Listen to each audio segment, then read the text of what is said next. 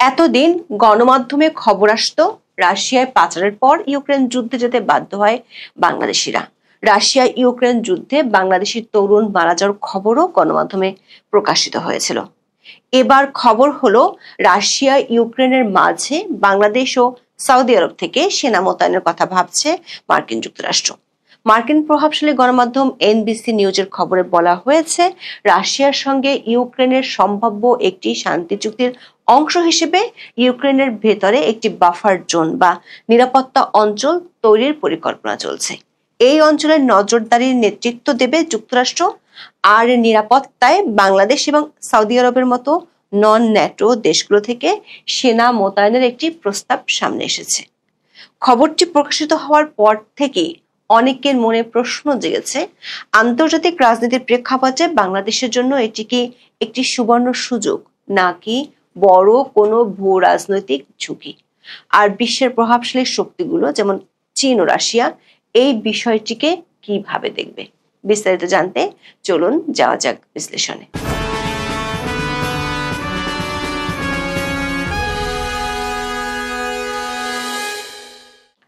প্রথমে চলুন buffer zone ধারণাটি পরিষ্কার করে নেই। আন্তর্জাতিক সম্পর্কে বাফার জোন হলো এমন একটি অঞ্চল বা দেশ যা দুটি বা তার বেশি প্রতিদ্বন্দ্বী বা সংঘাতপূর্ণ শক্তির মাঝে একটি কুশন বা মধ্যস্থতাকারী হিসেবে কাজ করে। এর প্রধান উদ্দেশ্য হলো সরাসরি সামরিক সংঘর্ষের সম্ভাবনা হ্রাস করা। ঐতিহাসিকভাবে 19 শতকে আফগানিস্তানকে ব্রিটিশ, ভারত ও রাশিয়ান সাম্রাজ্যের মধ্যে একটি বাফার রাষ্ট্র হিসেবে বিবেচনা করা হতো। ইউক্রেনের ক্ষেত্রে এই বাফার জোনের প্রস্তাব এসেছে রাশিয়া ও ইউক্রেনের মধ্যে একটি নিরস্ত্রীকরণ এলাকা তৈরি করে ভবিষ্যতের সংঘাত এড়ানোর লক্ষ্যে। এনবিসি নিউজের প্রতিবেদন অনুযায়ী এই বাফার জোনটি হবে একটি বৃহৎ বেসামরিক বা নিরস্ত্রীকৃত এলাকা যার সুনির্দিষ্ট সীমানা এখনো নির্ধারিত হয়নি। এটি বর্তমান ইউক্রেনের ভূখণ্ডের ভেতরেই থাকবে এবং রাশিয়া ও ইউক্রেনীয় ভূখণ্ডকে বিভক্ত করবে। এর আগে নামকরা সংবাদ মাধ্যম পলিটিকো এক প্রতিবেদনে এই বাফার জোন ধারণা সম্পর্কে জানিয়েছিল। এই বাফার জোন পর্যবেক্ষণে নেতৃত্ব দেবে যুক্তরাষ্ট্র তাদের প্রযুক্তিগত সক্ষমতার কারণে। তারা ড্রোন, স্যাটেলাইট এবং অন্যান্য গোয়েন্দা সক্ষমতা ব্যবহার করে এই অঞ্চলের উপর নজরদারি চালাবে। তবে একটি গুরুত্বপূর্ণ বিষয় হলো, কোনো মার্কিন সেনা ইউক্রেনের ভেতরে মোতায়েন করা হবে না, বরং এই অঞ্চলটি নিরাপত্তা নিশ্চিত করার জন্য বাংলাদেশ বা সৌদি আরবের মতো এক বা একাধিক নন ন্যাটো দেশের সেনা মোতায়েন করা হতে পারে। রয়টার্সের খবরে বলা হয়েছে, রাশিয়ার প্রেসিডেন্ট ভ্লাদিমির পুতিন ইউক্রেনের নিরাপত্তা নিশ্চয়তা সম্পর্কিত যে কোনো পরিকল্পনায় সম্মতি দিতে পারে। তবে ন্যাটোর সম্পৃক্ততা বা এমন কিছু যা ন্যাটোর মতো দেখায়, এগুলো পুতিনের জন্য অত্যন্ত স্পর্শকাতর বিষয়। তাই পরিকল্পনাকারীরা সচেতনভাবে ন্যাটো বাহিনী বা ন্যাটোর মতো কোনো প্রতীক ব্যবহারের বিষয় এড়িয়ে চলছেন। এই পরিকল্পনাটি মূলত ইউক্রেনের মিত্র দেশগুলোর সামরিক কর্মকর্তাদের মধ্যে আলোচনা এসেছে, যার মধ্যে যুক্তরাষ্ট্র রয়েছে। এই প্রস্তাবটি একটি সম্ভাব্য শান্তি চুক্তির অংশ হিসেবে দেখা হচ্ছে, যা রাশিয়া ইউক্রেন যুদ্ধের অবসান ঘটাতে পারে। তবে এই পরিকল্পনাটি এখনো প্রাথমিক আলোচনা পর্যায়ে রয়েছে এবং এটি বাস্তবায়ন করতে হলে অনেক বড় চ্যালেঞ্জ পার হতে হবে। প্রথমত এবং প্রধানত রাশিয়ার প্রেসিডেন্ট ভ্লাদিমির পুতিনকে এই পরিকল্পনায় সম্মত হতে হবে। পলিটিকোর খবরে বলা হয়েছে, যতক্ষণ না পুতিন ও জেলেনস্কি যুদ্ধ থামানোর ঘোষণা দেবেন এবং নিরাপত্তার নিশ্চয়তায় জড়িত অন্যান্য দেশের নেতারা সম্মত হন, ততদিন এই অঞ্চলের বিষয়টি আলোচনা পর্যায়ে থাকছে। এনবিসি নিউজের খবরে বলা হয়েছে, গত 15 আগস্ট আলাস্কায় পুতিনের সঙ্গে ট্রাম্পের একটি বৈঠক হয়েছিল, যা মূলত শান্তি আলোচনার গতি বাড়ানোর জন্য ছিল। হোয়াইট হাউসের প্রেস সেক্রেটারি ক্যারোলিন লেভিটো বলেছেন, প্রেসিডেন্ট ট্রাম্পই চূড়ান্ত সিদ্ধান্ত গ্রহণকারী এবং চলমান কূটনৈতিক আলোচনার প্রতি সম্মান জানিয়ে হোয়াইট হাউস আগাম কিছু বলবে না। দর্শক, বাংলাদেশের বেশ কিছু গণমাধ্যমে রাশিয়া ইউক্রেন যুদ্ধে বাংলাদেশি নিহত হওয়ার খবর ছাপা হয়েছে। ডেইলি স্টার খবরে বলা হয়েছে, রাশিয়া ভালো চাকরির প্রলোভন দিয়ে পাচার করা হয় বাংলাদেশি শ্রমিকদের, যেখানে তাদের উপর নির্যাতন চালানো হয় এবং বাধ্য করা হয় হাজারো মাইল দূরের এক যুদ্ধে অংশ নিতে। এমন যুদ্ধে তাদের লড়াই করতে হচ্ছে যার সঙ্গে তাদের কোনো ধরনের সম্পর্ক নেই, এমনকি যুদ্ধ করার কোনো প্রশিক্ষণ নেই। ক্রিমিনাল ইনভেস্টিগেশন ডিপার্টমেন্ট বা সিআইডির মানব পাচার সেলের তথ্য অনুযায়ী ঢাকা ভিত্তিক সংস্থা ড্রিম হোম ট্রাভেল গত 2 বছরে প্রায় 20 জন বাংলাদেশিকে রাশিয়ায় পাচার করেছে বলে অভিযোগ রয়েছে।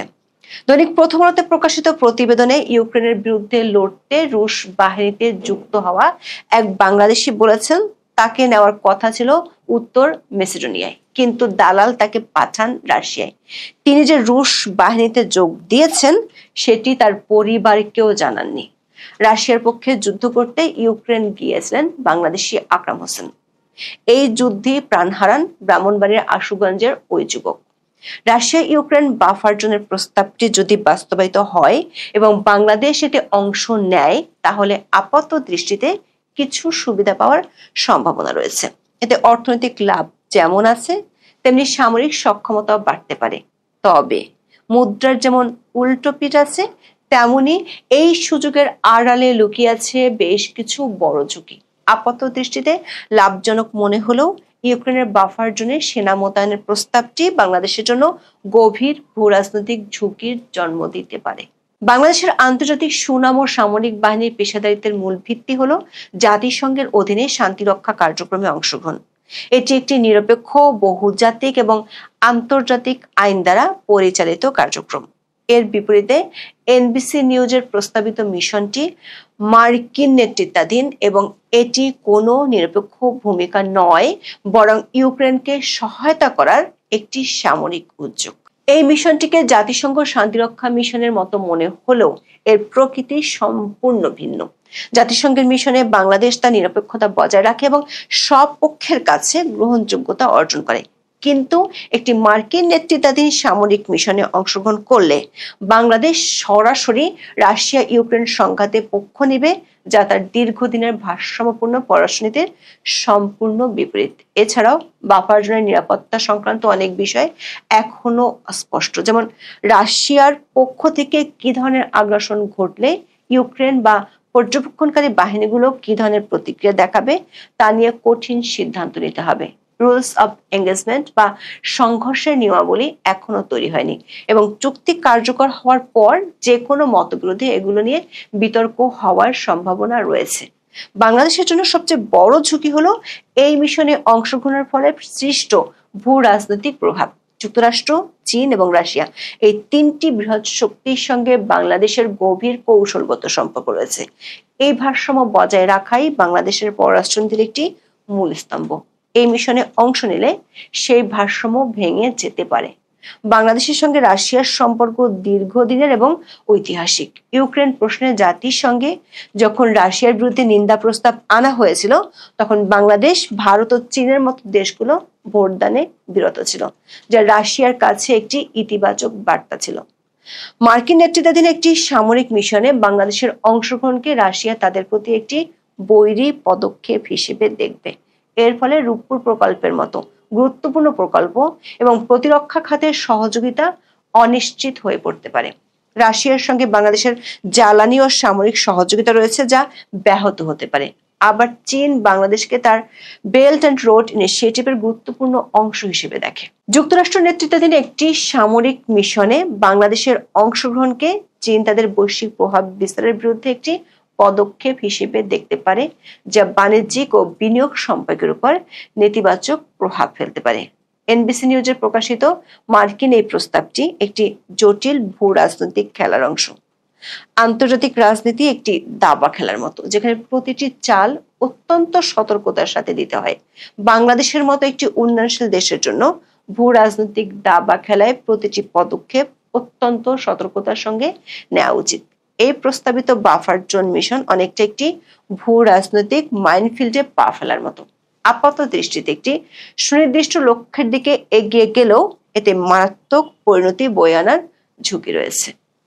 এখন এ পর্যন্ত। সবাই ভালো থাকুন, সুস্থ থাকুন, নিরাপদে থাকুন। দেখা হবে আগামী পর্বে।